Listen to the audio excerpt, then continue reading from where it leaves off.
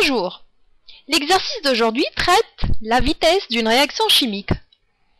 La décomposition du monoxyde d'azote a lieu suivant la réaction d'équation 2NO sous forme gazeuse qui nous donne N2 sous forme gazeuse toujours et O2 sous forme gazeuse aussi.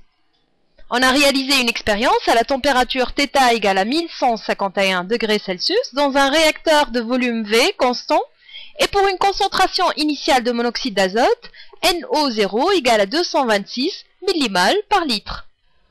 La courbe ci-contre représente la concentration NO du monoxyde d'azote en fonction du temps T. On va tout d'abord établir la relation d'avancement de la réaction. L'équation de la réaction, on va l'écrire tout d'abord. On va dire l'état du système, l'avancement. L'état initial, c'est quand l'avancement est nul. Donc, nous avons la concentration initiale fois V pour donner le nombre de moles de NO.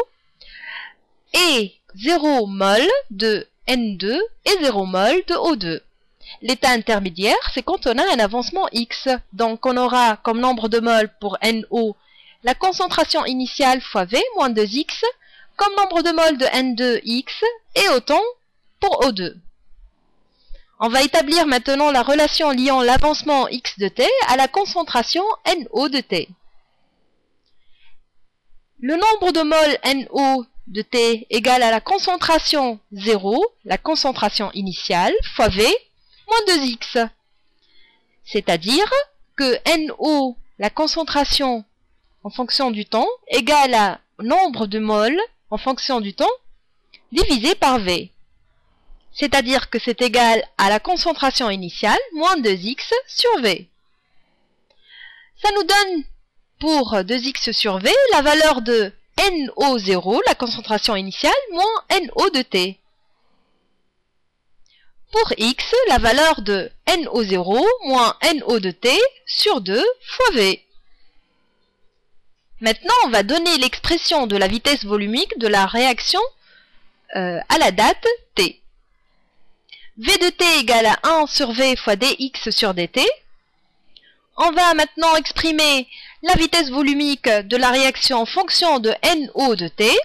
Donc, c'est toujours V de T égale à 1 sur V fois dx sur dt.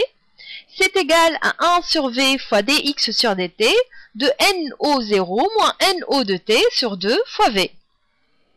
C'est égal à moins 1,5 fois dNO de T sur dt. On va maintenant déterminer la vitesse volumique de la réaction pour T égale à 5 minutes. Voilà la courbe et voilà la vitesse représentée pour T égale à 5 minutes. Donc, dNO de T sur dt égale à delta de NO sur delta T. On fait l'application numérique pour trouver la valeur de moins 7,3 millimoles par litre et par minute. V de T égale à moins 1,5 dNO de T sur dt, qui est égal à 3,6 millimoles par litre et par minute. La leçon est maintenant terminée. Je vous attends sur le forum pour répondre à toutes vos questions.